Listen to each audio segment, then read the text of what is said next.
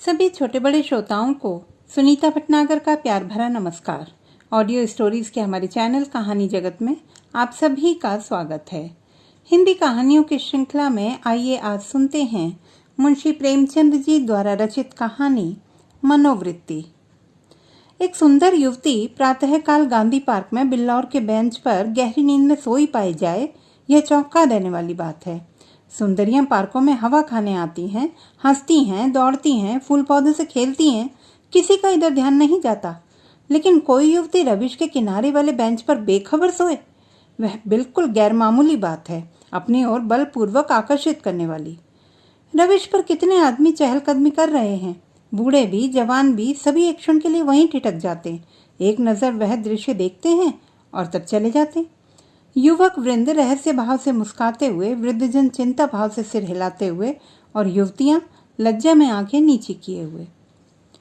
बसंत और हाशिम निक्कर और बनियान पहने नंगे पांव दौड़कर आ रहे हैं।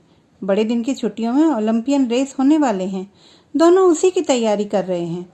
दोनों इस स्थल पर पहुंचकर रुक जाते हैं और दबी आंखों से युवती को देखकर आपस में ख्याल दौड़ाने लगते हैं।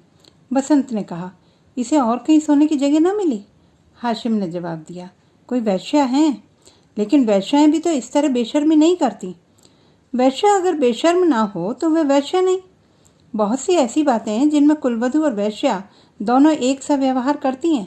कोई वैश्या मामूली तौर पर सड़क पर सोना नहीं चाहती। रूप छवि दिखाने का नया आर्ट है। आर्ट का सबसे सुंदर रूप छिपाव है, दिखाव नहीं।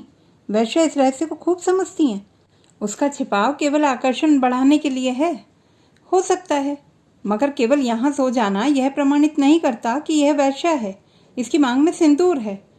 वैश्याएं अवसर पड़ने पर सौभाग्यवती बन जाती हैं। रात भर प्याले के दौर चले होंगे, काम क्रीड़ाएं हुई होंगी, अवसाद के कारण ठंडक पाकर सो गई होगी। मुझे तो कुलवधू सी लगती है। कुलवधू पार्क में सोने आएगी? हो सकता है घर से रूठ कर आई हो। चलकर पूछ ही क्यों न लें। निरे एमओ को बगैर परिचय के आप किसी को जगा कैसे सकते हैं? अजी चलकर परिचय कर लेंगे, उल्टे और एहसान जताएंगे। और जो कहीं झिड़क दे, झिड़कने की कोई बात भी हो, उससे सौजन्य और सहृदयता में डूबी हुई बातें करेंगे। कोई युवती ऐसी गतियौवनाएं तक तो रस भरी बातें सुनकर फूल उठती है। यह तो नवयौवना है। मैंने रूप और यौवन का ऐसा सुंदर संयोग नहीं देखा। मेरे हृदय पर तो यह रूप जीवन पर्यंत के लिए अंकित हो गया, शायद कभी ना भूल सकूं। मैं तो फिर भी यही कहता हूं कि यह कोई वैश्या है। रूप की देवी वैश्या भी हो तो भी उपास्य है। यहीं खड़े खड़े कवियों की सी बातें करोगे? जरा वहां तक चलते क्यों नहीं? केवल खड़े रहना, पाँच तो मैं डालूंगा। कोई कुलवधू है, कुलवधू पार्क में आकर सोए तो इसके सिवा कोई अर्थ नहीं कि वह आकर्षित करना चाहती है, और यह वैश्या मनोवृत्ति है। आजकल की युवतियां भी तो फॉरवर्ड होने लगी हैं। फॉरवर्ड युवतियां युवकों से आंखें नहीं चुराती। हाँ, लेकिन है कुलवधू। कुलवधू से किसी तरह की बातचीत करना मैं बेहूदगी समझता हूँ। तो चलो फिर दौड़ लगाएं। लेकिन दिल में वह मूर्ति दौड़ रही है, तो आओ बैठें। जब वह उठकर जाने लगे तो उसके पीछे चलें। मैं कहता हूँ वैश्या है और मैं कहता हूँ कुलवधू है, तो 10-10 की बाजी रही। दो वृद्ध पुरुष धीरे धीरे जमीन की ओर ताकते आ रहे हैं, मानो खोई जवानी ढूंढ रहे हों। एक की कमर झुकी, बाल काले, शरीर स्थूल, दूसरे के बाल पके हुए पर कमर सीधी, गहरा शरीर। दोनों के दांत टूटे पर नकली लगाए हुए थे, दोनों की आंखों पर ऐनक। मोटे महाशय वकील हैं, छरहरे महोदय डॉक्टर। वकील, देखा यह 20वीं सदी का करामात? जी हाँ देखा। हिंदुस्तान दुनिया से अलग तो नहीं है, लेकिन आप इसे शिष्टता तो नहीं कह सकते। शिष्टता की दुहाई देने का अब समय नहीं है। है किसी भले घर की लड़की, वैश्या है साहब, आप इतना भी नहीं समझते? वैश्या इतनी फूहड़ नहीं होती, और भले घर की लड़की फूहड़ होती है। नई आज़ादी है, नया नशा है। जिनके सिर आएगी वह झेलेंगे। जिंदगी जहन्नुम से बदतर हो जाएगी। अफसोस, जवानी रुखसत हो गई, मगर आंखें तो नहीं रुखसत हो गई, वह दिल तो नहीं रुखसत हो गया। बस आंखों से देखा करो और दिल जलाया करो। मेरा तो फिर से जवान होने को दिल चाहता है। सच पूछो तो आजकल के जीवन में ही जिंदगी की बहार है। हमारे वक्तों में तो कहीं कोई सूरत ही नजर नहीं आती थी। आज तो जिधर जाओ हुस्न ही हुस्न के जलवे हैं। सुना, युवतियों को दुनिया में जिस चीज़ से सबसे ज़्यादा नफरत है वह बूढ़े मर्द हैं। मैं इसका कायल नहीं। पुरुष को जौहर उसकी जवानी नहीं, उसका शक्ति संपन्न होना है। कितने ही बूढ़े जवानों से ज़्यादा कड़ियल होते हैं। मुझे तो आए दिन इसके तजुर्बे होते हैं। मैं ही अपने को किसी जवान से कम नहीं समझता। यह सब सही है, पर बूढ़ों का दिल कमज़ोर हो जाता है। अगर यह बात न होती तो इस रमणी को देखकर हम लोग यूँ न चले जाते। मैं तो आंखों भरकर देख भी न सका। डर लग रहा था कि कहीं उसकी आंख खुल जाए और मुझे ताकते देख ले तो दिल में क्या समझे। खुश होती कि बुड्ढे पर भी उसका जादू चल गया। अजी रहने भी दो, आप कुछ दिन हो आकोसा का सेवन कीजिए।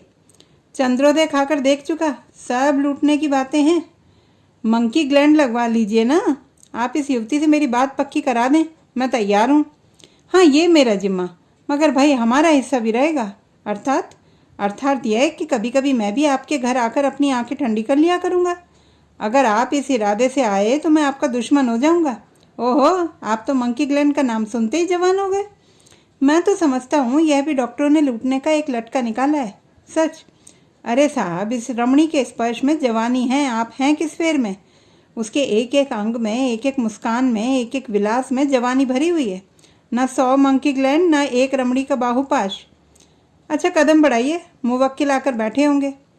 यह सूरत याद रहेगी। फिर आपने याद दिला दी। वह इस तरह सोई है इसलिए कि लोग उसके रूप को, उसके अंग विन्यास को, उसके बिखरे हुए केशों को, उसकी खुली हुई गर्दन को देखें और अपनी छाती पीटें। इस तरह चले जाना उसके साथ अन्याय है। वह बुला रही और आप भागे जा रहे हैं। हम जिस तरह दिल से प्रेम कर सकते हैं, जवान कभी कर सकता है? बिल्कुल ठीक। मुझे तो ऐसी औरतों से साबका पड़ चुका है जो रसिक बूढ़ों को खोजा करती हैं। जवान तो छिछोरे, उच्छृंखल, अस्थिर और गर्वीले होते हैं। वे प्रेम के बदले कुछ चाहते हैं। यहाँ निस्वार्थ भाव से आत्मसमर्पण करते हैं। आपकी बातों से दिल में गुदगुदी हो गई। मगर एक बात याद रखिए, कहीं उसका कोई जवान प्रेमी मिल गया तो मिला करे। यहाँ ऐसों से नहीं डरते। आपकी शादी की कुछ बातचीत थी तो? हाँ थी, मगर जब अपने लड़के दुश्मनी पर कमर बांधे तो क्या हो।